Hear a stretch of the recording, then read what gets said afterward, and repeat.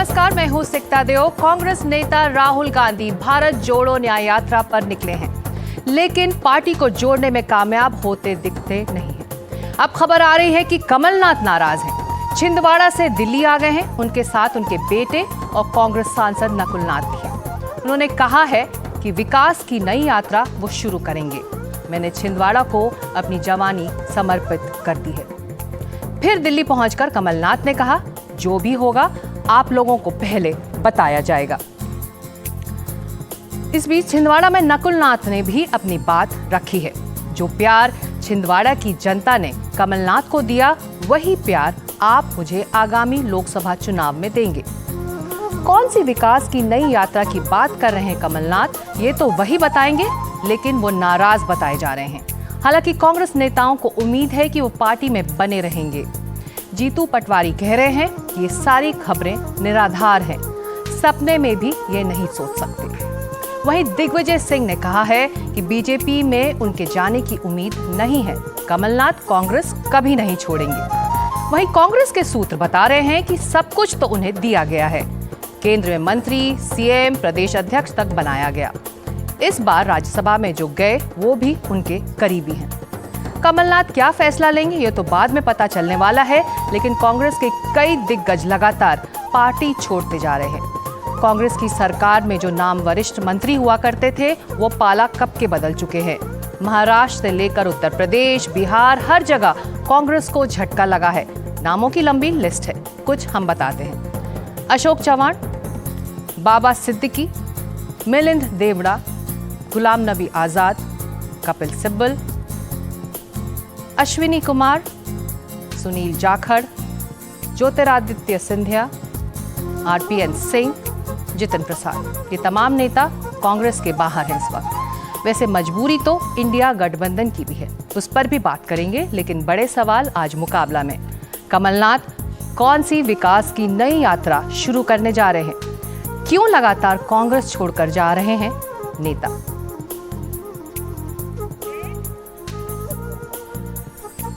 क्या जांच एजेंसियों के डर से कांग्रेस छोड़ रहे हैं ये सभी नेता? और एक और सवाल, क्या कांग्रेस आला कमान नेताओं के बीच बढ़ रही है दूरी? क्या कांग्रेस लगातार कमजोर हो रही है?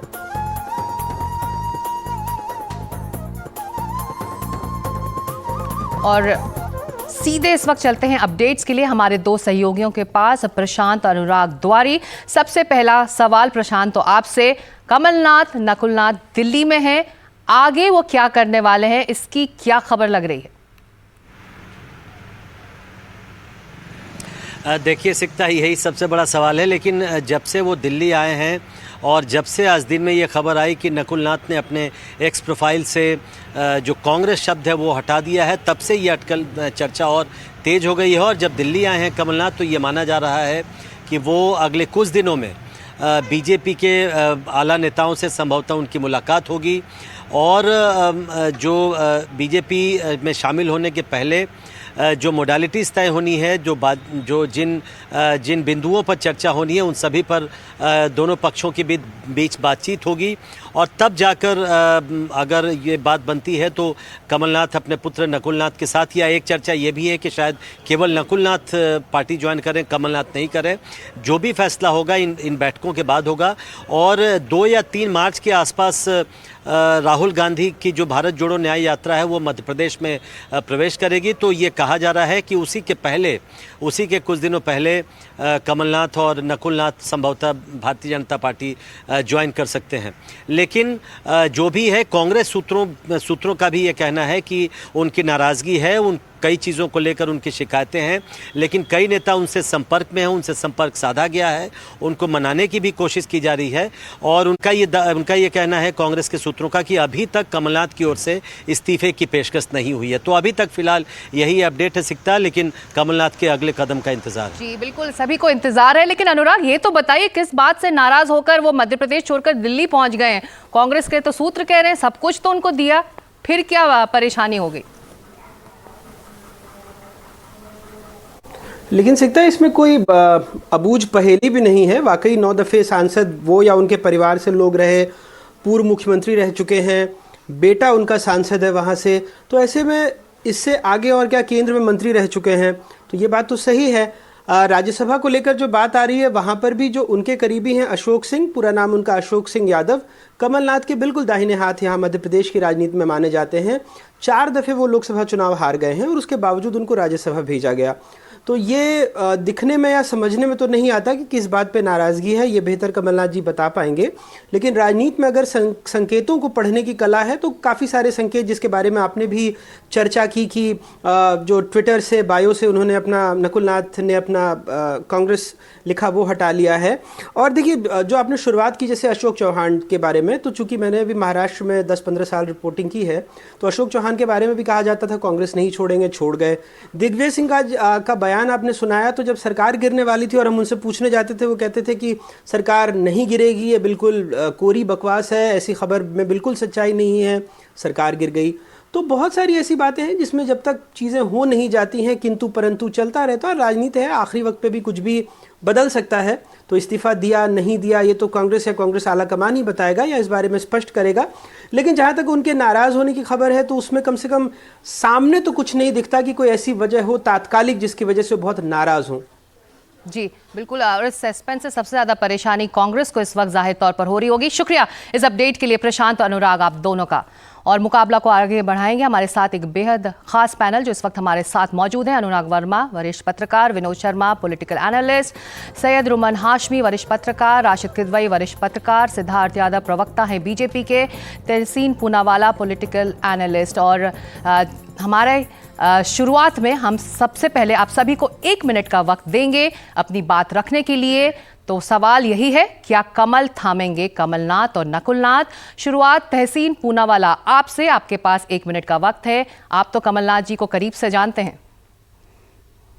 अवल तो आपके शो में मुझे शिरकत करने का मौका मिला, इसलिए मैं आपका शुक्रगुजार हूं। और जो माननीय नरेंद्र मोदी जी ने वादा किया था कि कांग्रेस मुक्त भारत बनाएंगे, उन्होंने एक कांग्रेस युक्त बीजेपी बना दिया है। और अब 2024 का मुकाबला होगा कांग्रेस राहुल गांधी वर्सेस कांग्रेस नरेंद्र मोदी जी। ये मुकाबला होने वाला है 2024 का। इस चीज के बारे में सभी पॉलिटिकल पार्टीज को सोचना चाहिए, खास करके भाजपा को। और मैं कमलनाथ जी के बारे में व्यक्तिगत टिप्पणी नहीं कर रहा हूं, जो भी जिनको भी वे ले रहे हैं, कि जिन लोगों पे वे आरोप लगाते थे, माननीय प्रधानमंत्री जी अजीत पवार पे आरोप लगाते थे कि 70,000 करोड़ का घोटाला है, छगन भुजबल जी पर, अन्य लोगों पर, हिमंता बिस्वा शर्मा जी पर, वे आज भाजपा में आके साफ कैसे हो गए। पर कांग्रेस को भी मंथन करने की जरूरत है कि अच्छे लोग उन्हें छोड़कर क्यों जा रहे हैं। ये बात दोनों पॉलिटिकल पार्टीज को सोचनी चाहिए कि क्या ये देश के लिए अच्छा है, इस तरह का जो क्रॉसिंग हो रहा है। क्या सिर्फ हमें एक पॉलिटिकल फायदे के लिए हमारी आइडियोलॉजीज को छोड़नी चाहिए? मैं अब भी नहीं मानता हूं कि कमलनाथ जीत जाएंगे, लेकिन ये बात में भी सच्चाई कि कांग्रेस के कई वरिष्ठ नेता, करीबन 13 से 14 मुख्यमंत्री, जी तहसीन 12 से 13 जी बिल्कुल, इस चर्चा को हम आगे बढ़ाएंगे। हम लौटेंगे आपके पास, आपका 1 मिनट का वक्त खत्म हुआ। अगला सवाल सिद्धार्थ यादव से, क्या कमल थामेंगे कमलनाथ? आप तो जानते होंगे, अभी भी तहसीन पूनावाला कह रहे हैं कि नहीं थामेंगे।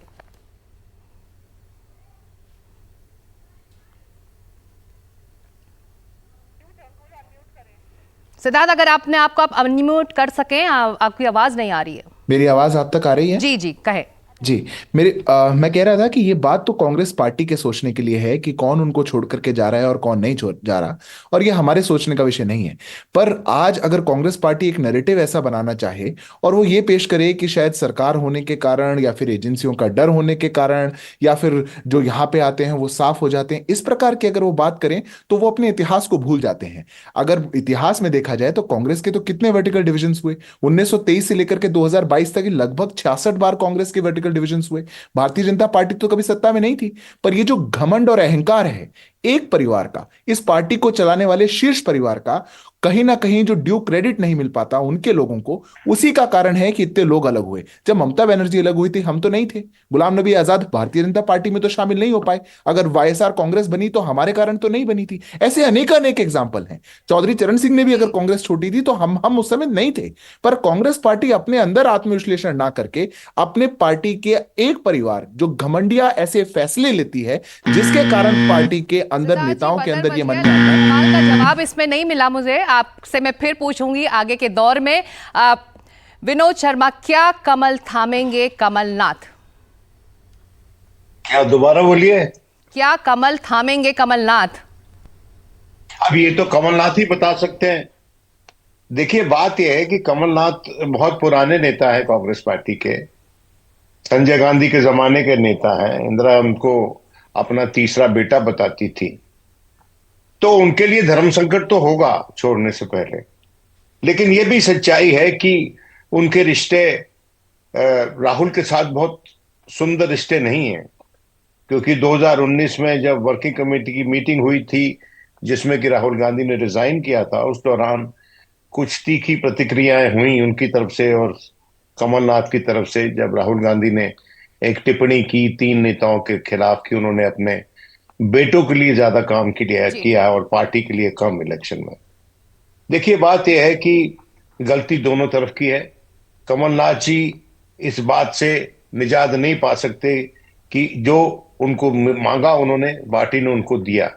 लेकिन उसके साथ साथ मैं समझता हूं कि आज के दिन जो कांग्रेस का नेतृत्व है वो सेंस ऑफ बिलोंगिंग अपने विनोद जी, बजर बज गया। सीनियर नेताओं को नहीं दे। 1 मिनट का वक्त खत्म हुआ, मैं लौटूंगी दूसरे दौर में आपके पास। Rashid Kidwai, between the lines आप इस वक्त क्या पढ़ सकते हैं? हम सभी पॉलिटिकल एनालिस्ट से बात करें तो इंटरेस्टिंग दौर है। दिल्ली में है कमलनाथ, नकुलनाथ कमल थामने के लिए आए हैं।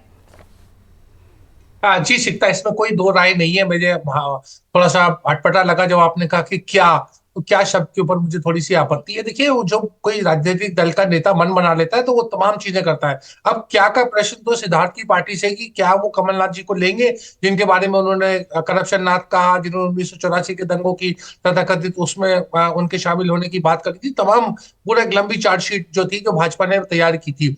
तो देखिए, जब भी कोई दल बदलता है, वो दल बदलने में जो आदमी जाना चाह रहा है वो कारोबारी आदमी है, उनका स्वतंत्र है, उनका राजनीतिक विवेक है। लेकिन भाजपा जिस तरीके से लोगों को ले रही है, चाहे वो अशोक चव्हाण हो, चाहे वो जिनकी वो आदर्श घोटाले की बात करते थे, या उससे पहले अजीत पवार की, तमाम जो है भाजपा जिस तरीके का अपना विस्तार कर रही है वो बड़ा राजनीतिक रूप से दुर्भाग्यपूर्ण भी है और अटपटा भी है।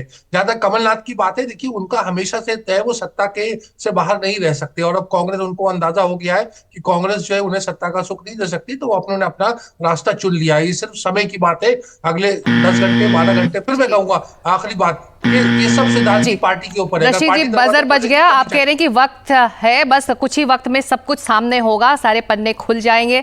अनुराग वर्मा, क्यों दुखी है कमलनाथ? देखिए, कमलनाथ का दुख कहें या उसको उनके पॉलिटिकल एम्बिशंस कहें, अगर हमने जो आपने सबसे पहले जो 6-7 स्लाइड्स दिखाई थी उसमें 2 तरह के नेता मोटे मोटे तौर पे हैं। एक वो जो अपनी राजनीति की शुरुआती दौर में हैं, और दूसरे वो हैं जैसे कमलनाथ जी हैं जो अपने आखिरी दौर में हैं। इनके इस समय पॉलिटिकल एम्बिशंस दोनों तरह के लोगों के एक डिफरेंट लेवल के हैं। कमलनाथ को अपने राजनीति के अंतिम दौर में एक कोई फिर से उनको एक पद चाहिए। अगर मध्य प्रदेश की बात करें तो वहाँ जिस तरह से पिछले 20 सालों से बीजेपी को ये लोग रिप्लेस नहीं कर पा रहे हैं, एक वो फैक्टर हो गया, और दूसरा केंद्र में कांग्रेस या इंडिया गठबंधन की सरकार आती नहीं दिख रही है। इन दोनों स्थिति में कमलनाथ का राजनीतिक भविष्य अगले 5 से 10 सालों के लिए कुछ क्लैरिटी नहीं है। इनके पास शायद एक्टिव राजनीति के लिए इतना ही टाइम है। तो इनको इस समय बहुत ही जरूरी है कि सत्ता के पास आए, भले ही वो पार्टी बदलें। और जब इंडिया गठबंधन की बात थी तो उन्होंने अखिलेश पे एक ऐसा कमेंट किया था जिससे इंडिया गठबंधन, अगले 5 साल उनको दिखाई दे रहे हैं और इसलिए ये फैसला इस वक्त लिया जा रहा है। आखिरी पैनलिस्ट सैयद रुमन हाशमी साहब, क्या अपने बेटे के भविष्य को लेकर परेशान है कमलनाथ? यकीनन हर बाप, जैसा कि हालांकि मोदी जी ने कांग्रेस पर इल्ज़ाम हमेशा ये लगाया है, और कांग्रेस की जो एंटी पार्टी हैं वो भी इल्ज़ाम लगाती हैं फैमिली पार्टी है, लेकिन दूसरी पार्टियों में भी वो फैमिली लेगेसी चल रहा है। कमलनाथ को भी अपने बेटे को इस्टेब्लिश करना है, उनको दिख रहा है, ये बात नज़र आ रही है कि 2024 के चुनाव में कांग्रेस का जो फ्यूचर है 2024 में वो काफ़ी ब्लीक है, हल्का है। कमलनाथ जब वहाँ असेंबली का चुनाव हो रहा था उस वक्त भी पॉलिटिकल गलियारे में, मीडिया में भी ये बात सर्कल में थी, ये बात कही जा रही थी कि कमलनाथ जो है वो एक तरह से बीजेपी के बी टीम की तरफ में जो बातें हुई, मैं उस आधार पे कह रहा हूँ, बीजेपी के बी टीम के तौर पे वो काम कर रहे हैं। उन्होंने राहुल गांधी की या प्रियंका की रैली भी राहुल गांधी की वहाँ पे नहीं होने दी, कैंसिल भी कराया, कहा कि टाइम नहीं है, इस तरह की बातें कमलनाथ ने की। तो कमलनाथ जो है वो कमल का फूल पकड़ने के लिए जो है वो दिल्ली आए हैं, ये बात सीधी नज़र आ रही है। और जैसा कि बताया हमारे दोस्त भी कि उनके पास जो समय है 5-10 साल का, वो यही हो सकता है कि वो गवर्नर बने, क्योंकि जो एज हो गया तो तो मार्गदर्शक अपना भविष्य, अपने बेटे और का बेटे भविष्य का देख रहे हैं। लेकिन जो बड़ा सवाल मुकाबला में आज ये है कि क्यों अपने नेताओं को संभालने में नाकाम हो रही है कांग्रेस। कमलनाथ कौन सी विकास की नई यात्रा शुरू कर रहे हैं, तो इस चर्चा को हम और खोलेंगे और अब चलेंगे अपने पैनलिस्ट के पास इस छोटे से ब्रेक के बाद।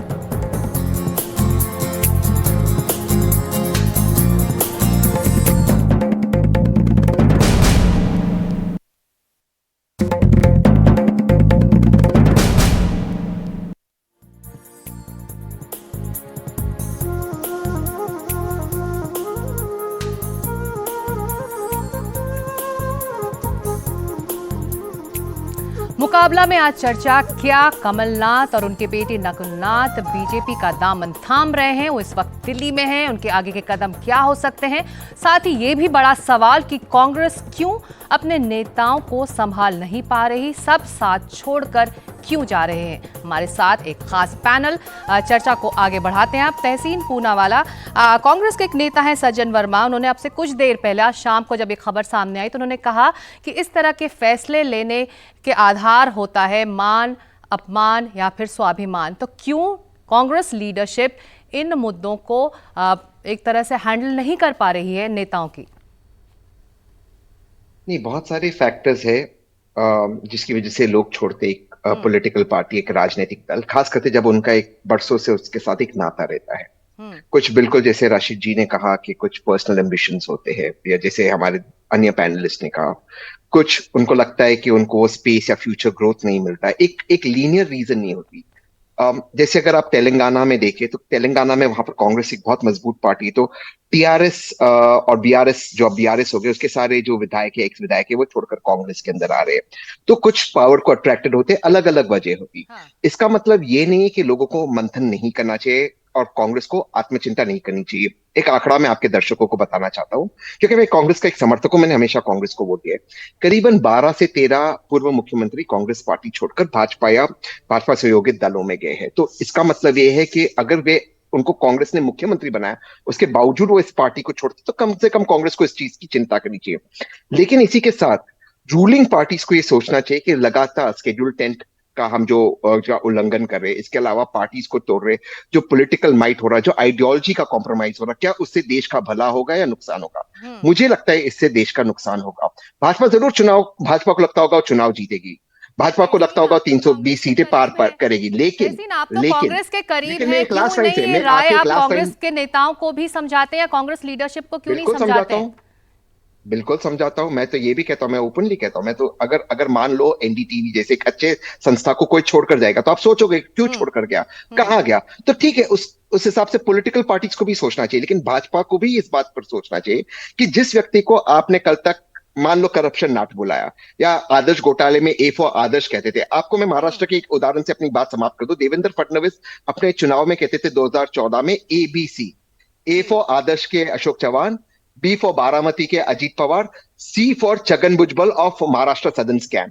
आज ABC सभी भाजपा में है। तो भाजपा को भी सोचना चाहिए, क्या भाजपा वो वाहन बनेगी कि जो आरोप लगाए, प्रेशर डाले, लोगों को वहां से तोड़कर अपने अंदर ले? तो आइडियोलॉजी कैसा? चलिए सिद्धार्थ को मैं लाना चाहूंगी। जो बात तहसीन करने से पहले खड़गे जी ने भी कहा कि जो डरे हुए हैं वो जा रहे हैं, तो सिद्धार्थ, ऐसे डरे हुए लोगों से कुनबा क्यों बढ़ा रही है बीजेपी? देखिए, सबसे महत्वपूर्ण बात यह है कि कांग्रेस पार्टी का कोई भी नेता या कोई भी समर्थक जब ऐसी बात करता है तो वो ये भूल जाते हैं कि जब इनमें से कोई भी नेता आपके साथ था, उस दिन तक वो बहुत अच्छे थे, बहुत अच्छे थे। कमलनाथ जी भी बहुत अच्छे थे, चलिए उनको तो छोड़ दीजिए, जिनको एग्जाम्पल्स आ चुके हैं सामने वो सब बहुत अच्छे थे। पर अगर कोई बाय चांस आपको छोड़ करके चला गया या उसमें से कुछ भारतीय जनता पार्टी में आ गए, उसी दिन से वो खराब हो गए। वही तो था वो भ्रष्टाचारी, वही तो था वो महाकरप्ट, उसको भाजपा ने ले लिया, भाजपा वॉशिंग मशीन हो गई। अरे आपके यहां तो आप कहते थे इन पर केस हो गया तो लोकतंत्र को खतरा हो गया, संविधान खतरे में चला गया। ऐसा भारतीय जनता पार्टी नहीं सोचती। अगर कोई भी नेता हमारे पास भी आया और उस पर करप्शन के कोई भी चार्जेस अगर हैं तो वो चार्जेस आज तक सस्टेन करते हैं। बीजेपी सवाल उठाती थी उनके करप्शन चार्जेस पर, तो ऐसे में तो बात तो दोनों तरफ से हो रही है ना। मैं सिक्ता जी बात पूरी कर देता हूं। हमारे पास कोई भी नेता कोई भी नेता जिस पर कोई करप्शन चार्जेस थे, अगर उसने भारतीय जनता पार्टी को ज्वाइन किया, किसी के करप्शन चार्जेस को बंद नहीं किया गया, किसी के केस को बंद नहीं किया गया, सबके ऑनगोइंग केसेस हैं। पर चलिए। इनको तो 20-20 साल में सजा होती है, ये तो 20 साल बाद भी चारा घोटाले में जेल जाते हैं। पर ये चाहते हैं कि भाजपा में अगर आ गए हैं तो 3 साल में फैसला हो जाए। हम तो अभी बेल पे हैं, इनके शीर्ष नेता, ये जो शीर्ष नेता है दोनों परिवार चलिए, वाले, जल्दी से ये तो जवाब जेल पर, तहसीन ये तो देना बेल चाहते पर हैं। है। सिद्धार्थ, मैं आपने दो बात लाइन- रखी है, तहसीन जवाब दीजिए, फिर बाकी एक्चुअली एनालिस्ट के पास जाऊंगी मैं। मैं इस मुद्दे पर डिबेट को डाइवर्ट नहीं करना चाहता था, क्योंकि सिद्धार्थ जी ने बात नहीं कही। मैं इसका जवाब देते जो मैं मूल बात कहना चाहता हूँ कहूंगा। नहीं, केस बंद हुए, माननीय छगन भुजबल के केस बंद हुए। आपने ईडी कोर्ट के अंदर कहा, उनकी फाइल घूम गई। हिमंता बिस्वा शर्मा जी, जिन पे आपने आरोप लगाया व्हाइट पेपर, उनको आपने अक्यूज से लेकर आपने अप्रूवर बनाया। बात ये डिबेट नहीं है, वो छोड़ दीजिए। मैंने कभी ये नहीं अब कहा, वो मैं तो क्यों ये छोड़ कह रहा हूँ दीजिए आपके तहसीन सिद्धार्थ भाई? भाई, 10 सेकंड, सिद्धार्थ भाई 10 अगर सेकंड आपको फिर आप फैक्ट बोलिए। पर बात करनी है तो सिद्धार्थ पूरे भाई 10 फैक्ट पर सेकंड, करिए सिद्धार्थ ना, भाई, उसको मत सिद्धार्थ भाई, छोड़िए। सिद्धार्थ भाई 10 सेकंड, सिद्धार्थ भाई 10 सेकंड। मैं तो मानता हूं अशोक चौहान छोड़ने से कांग्रेस का नुकसान हुआ, मैं ओपनली मानता हूं। मैं तो ये मानता हूं कि मिलिंद देओरा छोड़ने से कांग्रेस का नुकसान हुआ, मैं मानता हूं अगर कमलनाथ छोड़े कांग्रेस का नुकसान हुआ। मैं तो उसका हिपोक्रेट नहीं आत्ममंथन हूं, भी करिए ना लेकिन मैं ये तहसीन कह रहा भाई। हूं, लेकिन मैं सिद्धार्थ भाई 10 सेकंड, मैं 10 सेकंड अपनी बात समाप्त करता हूं। लेकिन जिन पे आप आरोप लगा रहे थे, आप कह रहे थे कि परिवारवाद है, आप उनको ले रहे। मैं तो आज भी कह रहा हूं कमलनाथ बड़ी नेता है, मैं तो आज भी कह रहा हूं अशोक चौहान बड़ी नेता है, मैं तो आज भी कह रहा हूं मिलिंद देओरा बड़ी नेता है, मैं तो आज भी कह रहा हूं बिस्वा शर्मा बड़ी नेता है। ये आरोप बड़ा आप सवाल लगा हम रहे थे, आप मुकाबला ले में रहे। आज पूछ सवाल रहे ये है। हैं कि कांग्रेस से उनके नेताओं का मोह भंग क्यों हो रहा है। हाँ, हमारे साथ हिंदुस्तान टाइम्स के पॉलिटिकल एडिटर विनोद शर्मा है, जो मैं लौटूंगी उनके पास। विनोद जी, क्यों ये मोह भंग हो रहा है इन नेताओं का कांग्रेस पार्टी से? देखिए, ऐसा है कि कई कारण हैं। डर से, लालच से, अपनी औलाद की तरक्की के लिए विभिन्न कारण हैं। लेकिन भारतीय जनता पार्टी का ये जो पूरा कार्यकलाप है, इसके चलते भारतीय जनता पार्टी ने एक फ्रंट पे सक्सेस हासिल कर ली कि जिस वक्त एक ऐसी हवा होनी चाहिए थी कि जहां पर एंटी बीजेपीइज्म होता, वहां पर आज भी एंटी कांग्रेसिज्म को जिंदा करके रखा हुआ है बीजेपी ने। जी, देखिए, 60 के दशक में एंटी कांग्रेसिज्म होता था, संयुक्त विधायक दल बना, फिर जनता पार्टी बनी एंटी कांग्रेसिज्म के सेंटिमेंट पे, फिर नेशनल फ्रंट बना, हाँ। जहां पर बीजेपी और लेफ्ट इकट्ठे हो गए, दोनों तरफ से उन्होंने मदद की। तो वही सेंटिमेंट जिंदा रख रही है भारतीय जनता पार्टी, ताकि इनके अपने कार्यकलापों पे स्पॉटलाइट ना आए, और उसमें सक्सेसफुल हो रही है। तो ये कांग्रेस की सबसे बड़ी हार है, और भारतीय जनता पार्टी की सबसे बड़ी, मैं समझता हूं, मैकेविलियन ट्रिक है। जी, इनको क्या लेना है? अब कमलनाथ क्या दे देंगे इनको मध्य प्रदेश में? हतोत्साहित करना चाहते हैं सिर्फ कांग्रेस को। भाई, अशोक चौहान जो कुछ नहीं जितवा सके कांग्रेस को उन 2019 के इलेक्शन में, वो क्या आज के दिन उनको दे देंगे? हाँ, हो सकता है थोड़ी मदद मिल जाए, क्योंकि महाराष्ट्र में कभी भी भारतीय जनता पार्टी अपने दम पे सरकार नहीं बना पाई है, वहां पर मदद मिल जाएगी इनको। जी, बिल्कुल। लेकिन लेकिन आप कह रहे हैं कि एक बड़ी सियासी चाल है, लेकिन अनुराग जी तो जो एंटी बात कांग्रेसिज्म को जिंदा बिल्कुल। रखना चाहते हैं बस ये। बिल्कुल, विनोद जी जो बात कर रहे हैं कि एक सियासी चाल है बीजेपी के लिए कि जितने हो सके वहां से यहाँ ले आइए, उनके बड़े नाम ले आइए साथ में। लेकिन इससे क्या बीजेपी के अंदरूनी खानों में भी हलचल होगी? क्योंकि एयर ड्रॉप किए जाएंगे नेता, तो उनके स्थानीय कार्यकर्ता, उनके स्थानीय नेता भी तो परेशान होंगे कि दूसरे पार्टियों को इतना तवज्जो मिल रहा है। बिल्कुल, ये चीज तो देखिए, अब ये भारतीय राजनीति की एक सच्चाई हो गई है कि जो कार्यकर्ता है वो बेचारा कार्यकर्ता ही रह जाता है, वो दरी बिछाता ही रह जाता है, और नेता हमेशा हेलीकॉप्टर से आते हैं और उनको एयर ड्रॉप किया जाता है। तो ये अब सारी की सारी राजनीति में, सारे राजनीतिक दलों में ये चीज़ें हो चुकी हैं। दूसरी बात मैं यहाँ एक ऐड करना चाहूँगा कि हमने बहुत ही आसानी से भाजपा को ब्लेम कर दिया कि वो उसने अशोक चव्हाण को ले लिया, उन्होंने कमलनाथ को ले लिया। यहाँ पे क्या कांग्रेस को आत्मचिंतन की, आत्ममंथन की ज़रूरत नहीं है? आप अगर जो सच्चाई है उसका एनालिसिस करें, इस चुनाव में सोनिया जी ने यह डिक्लेयर कर दिया कि वो एक्टिव राजनीति से एक तरह से अलग हो रही हैं, वो राज्यसभा जा रही हैं, और पिछले 4-5 साल से वो एक्टिव भी नहीं है बहुत ज़्यादा राजनीति में। तो अब कांग्रेस के साथ सबसे बड़ी समस्या ये है कि लीडरशिप एक ही परिवार से, लीडर हमेशा एक ही परिवार से होगा। राहुल गांधी जी के साथ जो बड़े और सीनियर नेता हैं वो सिंक नहीं करते हैं उनके काम करने के तरीके से।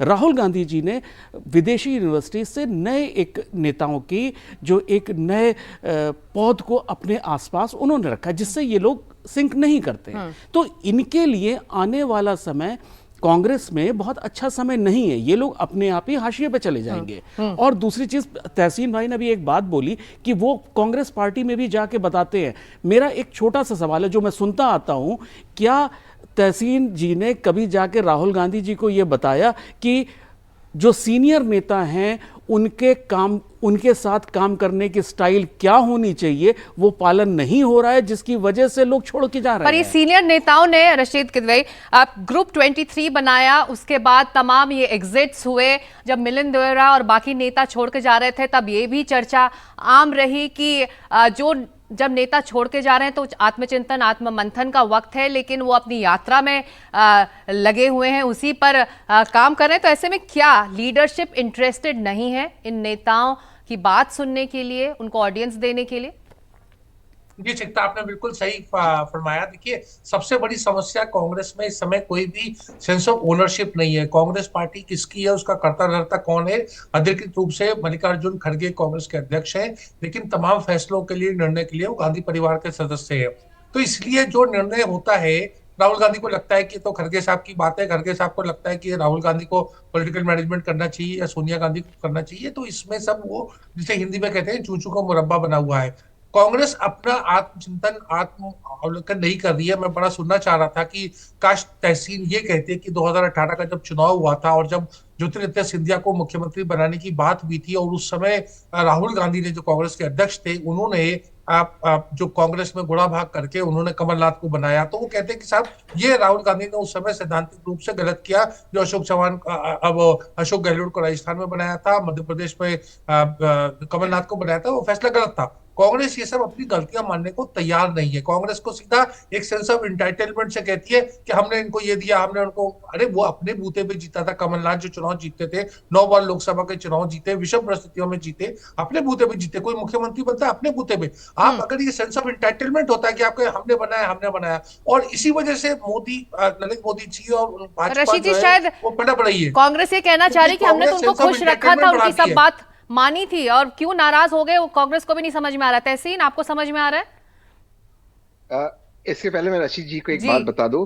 मैं तो 100% मानता हूं कि अशोक गहलोत जी या कमलनाथ जी वो खुद के दम से जीते थे। मैंने तो इस शो में भी उनका सम्मान किया, मैंने कभी भी किसी के बारे में गलत बात नहीं की। मैं तो अशोक चौहान के बारे में भी ये कह रहा हूं कि वो मास लीडर है, जेन्युइनली मास लीडर है, और ये नुकसान हुआ है कांग्रेस को। तो आप कह रहे कि काश मैं कहता था, मैं तो ये बात मान रहा हूं, मैं कह रहा हूं कि कांग्रेस को आत्मचिंतन करनी चाहिए। लेकिन इसी के साथ देखिए, उस वक्त, क्योंकि मैं ज्यादा डिटेल में जाना नहीं चाहता, लेकिन आप जानते हैं रशीद जी, 2018 में जब कमलनाथ जी और ज्योतिरादित्य जी के बीच में विधायकों को पूछा गया, अधिकतर विधायक कमलनाथ जी के साथ, ये तो आप भी जानते थे, शायद ये स्टोरी आप ही नहीं ब्रेक की थी, if I am not mistaken. तो कांग्रेस और राहुल गांधी करते क्या? अगर राहुल गांधी उन अधिकतर विधायकों को ओवररूल करते, ज्योतिरादित्य जी को बना देते, तो फिर आप ही कहते इस शो के ऊपर कि राहुल गांधी अनडेमोक्रेटिक है। तो राहुल गांधी के लिए भी एक प्रॉब्लम है, इस चीज को हमें समझना चाहिए कि राहुल गांधी के पास इस वक्त पावर नहीं कि किसी को सेंटर में एडजस्ट कर दे। वो स्टेट्स नहीं है, पावरफुल स्टेट्स, जिसमें किसी को जनरल सेक्रेटरी बना दे। कांग्रेस के पास आज वो पावर नहीं थी कि मोदी जी किसी को ले आए, अशोक चौहान जी को ले आए, उनको मिनिस्टर नहीं बना सकते क्योंकि पूर्व चीफ मिनिस्टर है, तो उनको राज्यसभा दे दिया, दोबारा से जीतेंगे तो मिनिस्टर बना देंगे। तो ये चीज मोदी जी कर सकते। एक जमाने में कांग्रेस ये करती थी, आप जानते हैं रशीद जी, आपकी किताब 24 अकबर रोड में आपने लिखा है ये बात। तो ये एक समय समय की भी बात है, but that does not give Congress the reason.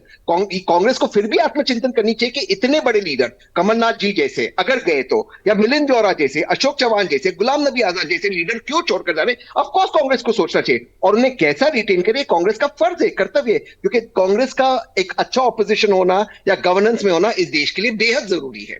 जी, मुद्दे क्या हैं कांग्रेस के लिए? क्या कांग्रेस कहीं खो गई है इस पूरे मोदी वेव में? देखिए सीता जी, 2013 में जयपुर अधिवेशन में राहुल गांधी ने एक स्टेटमेंट दिया था कि हम चुनाव जीतते हैं, सरकार भी बनाते हैं, लेकिन हमें नहीं पता कि कैसे वो सरकार बन जाती है। ये ठीक वैसा ही बात थी जैसे एक ज़माने में, एक टाइम में राजीव गांधी, उन्होंने कहा था कि 85% पैसा जो जाता है आम जनता के लिए, 85% जो है, हाँ जी, और 15, लेकिन उन्होंने उसको रिजॉल्व नहीं किया, इश्यू को एड्रेस नहीं किया।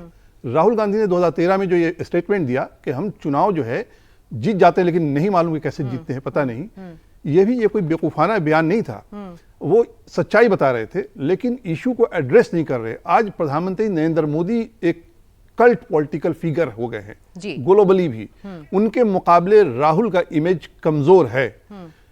वो क्राउड पुलर नहीं है जैसे प्रधानमंत्री नरेंद्र मोदी हैं क्राउड पुलर। ये जो पर्सनालिटी है, ये जो वोट को कंसंट्रेट कर रही है, बीजेपी को लगातार तीसरी बार चांसेस हैं सरकार बनाने का, ये इन नेताओं को मजबूर कर रही है जिनके बारे में ये कह सकते हैं कि रंजीशी से दिल को जलाने के लिए आ, एक बार मुझे छोड़कर जाने के लिए आ।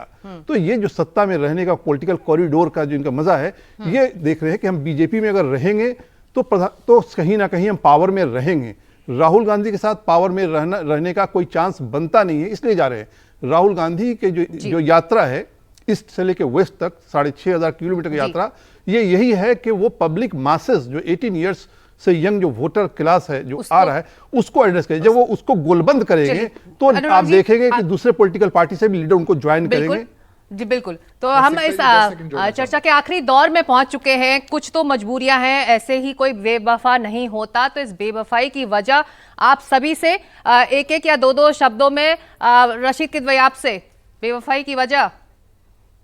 बेवफाई का जो है बेदुखी का रवैया है गांधी परिवार, मल्लिकार्जुन खड़गे का कांग्रेस जनों के प्रति जी बिल्कुल बेदुखी का रवैया है। जी विनोद शर्मा। ऐसा है कि मक्खियां वही जाती है जहां शहद होता है। मैं सिद्धार्थ लोगों जी, को मक्खियां नहीं बोल रहा हूं, शहद- लेकिन जहां पर कुछ मिलेगा वहीं जाएंगे। सिद्धार्थ जी, शहद गुड़ सब आप लोगों के पास है। देखिए, बेवफाई का एक ही कारण है और वो है गांधी परिवार, उनका घमंड, उनका अहंकार, और कोई कारण नहीं है। ये कुछ नाम जिनको आज आप शो पे डिस्कस कर रहे हैं, इसके अतिरिक्त भी कांग्रेस पार्टी का बहुत बड़ा कैडर है जो उसको छोड़ करके अलग हो रहा है। अब आप राम का विरोध करेंगे तो भी आपने देखा था बहुत से कांग्रेस के लोग छोड़ कर गए, और मैं आपको बता दूं हमारे साथ नहीं आए, छोड़ करके अलग हो गए, अलग पार्टियां बना ली। और इतिहास में आज तक ऐसा होता रहा है, एक ही पार्टी है जिसके परिवार ने उसके वर्टिकल डिविजन्स होने दिए, अपने अहंकार के कारण उस परिवार को, उस पार्टी को वो तोड़ते रहे, वो है कांग्रेस पार्टी। अगर ये परिवार के चंगुल से बाहर निकल जाएंगे तो बेवफाई भी दूर हो जाएगी, पार्टी भी संभल जाएगी। पर ये बात उनको कौन समझाए? तहसीन भाई कह रहे हैं, वो कहते तो बहुत हैं, उनकी सुनता कौन है, वो महत्वपूर्ण बात है। तहसीन पूनावाला बहुत ऑनेस्ट रहे इस चर्चा में, तो इस बेवफाई की वजह भी ऑनेस्टली बता दीजिए। एक वजह नहीं होती है, कई कारण होते लोग आपको छोड़कर जाए। कुछ हमारे अंदर कमियां होगी, कुछ उनके पास ताकत है, जैसे ईडी है, सीबीआई है, जैसे छगन भुजबल जी की फाइल घूम जाती है, और वही छगन भुजबल जी अगर वापस घर लौटेंगे तो वही फाइल दोबारा से मिल जाएगी। तो कुछ हमारी भी मजबूरी है, कुछ इनके पास भी ताकत है। ये चलता रहेगा, कारवां बदलेगा। मैं एक लाइन से अपनी बात समाप्त करूंगा। चाहते, शौहरतें, इज्जतें, उल्फतें, सब कुछ इस दुनिया में मिलता नहीं। आज भाजपा एक जहां कल कोई और था, आज भाजपा एक जहां कल कोई और था। ये भी एक दौर है, वो भी एक दौर था। दौर बदलेगा। जी अनुराग जी। देखिए, मुझे ऐसा लगता है कि इस समय कांग्रेस के पास चुनाव जीतने के लिए जो पॉलिटिकल विजडम चाहिए उसकी बहुत ज़्यादा कमी है। एक जो सबसे बड़ा उदाहरण है कि जिस समय आप चुनाव से 2 महीने दूर बैठे हैं, आपको इस समय टिकट डिस्ट्रीब्यूशन के इंटरव्यूज़ होने चाहिए, आपके पार्टी में जो एक्टिविटीज़ होनी चाहिए, उसकी जगह पूरा पॉलिटिकल जो आपका कैडर है वो लगा हुआ है यात्रा में। तो आप चुनाव कैसे जीतेंगे? इस चीज़ को सबसे पहले समझने की ज़रूरत है कि आप किससे लड़ रहे हैं। आप बीजेपी से लड़ रहे हैं, कैसे लड़ना चाहेंगे? हाँ, इसका जवाब भी शायद कांग्रेस के पास इस वक्त नहीं है। बिल्कुल नहीं है, इनके पास यही सबसे बड़ी कमी है। जी बहुत कम वक्त। जी कांग्रेस को बूथ मैनेजमेंट जो है वो मजबूत करना चाहिए, जैसे बीजेपी का बूथ मैनेजमेंट है, प्लस एग्रेसिव काउंटर उसको शुरू नैरेटिव जो है वो उसको अपनाना होगा, अडॉप्ट करना होगा। जैसे कि कोविड काल में WHO ने जब बयान दिया कि 46 या 47 लाख लोग मरे भारत में, कांग्रेस ने उठाया, मोदी जी ने काउंटर अटैक किया कि एंटी नेशनल बात कर रहे हैं। कांग्रेस वहां पे लाजवाब हो गई, उसको काउंटर नहीं कर पाई। तो कांग्रेस को काउंटर करना, एग्रेसिव अप्रोच बनाना होगा, बदलना होगा। लेकिन इस वक्त जिस तरह से एग्जिट्स हो रहे हैं, जो नेता छोड़कर जा रहे हैं, तो आत्मचिंतन, आत्ममंथन का वक्त है कांग्रेस के लिए तमाम, क्योंकि लोकसभा चुनाव ज्यादा दूर नहीं है और एक तरह से एक बड़ा सियासी भूचाल भी इन एग्जिट्स की वजह से कांग्रेस पार्टी के अंदर आ रहा है। आप सभी का बहुत शुक्रिया मुकाबला में शामिल होने के लिए। वक्त एक छोटे से ब्रेक का है, ब्रेक के बाद खबर जारी रहेगी।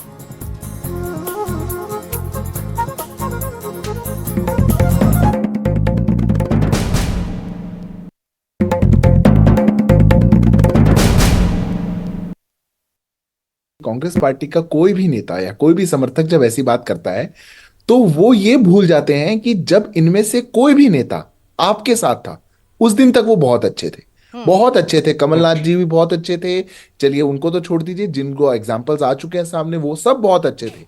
पर अगर कोई बाय चांस आपको छोड़ करके चला गया या उसमें से कुछ भारतीय जनता पार्टी में आ गए, उसी दिन से वो खराब हो गए। वही तो था वो भ्रष्टाचारी, वही तो था वो महाकरप्ट। उसको भाजपा ने ले लिया, भाजपा वॉशिंग मशीन हो गई। अरे आपके यहां तो आप कहते थे इन पर केस हो गया तो लोकतंत्र को खतरा हो गया, संविधान खतरे में चला गया। ऐसा भारतीय जनता पार्टी नहीं सोचती।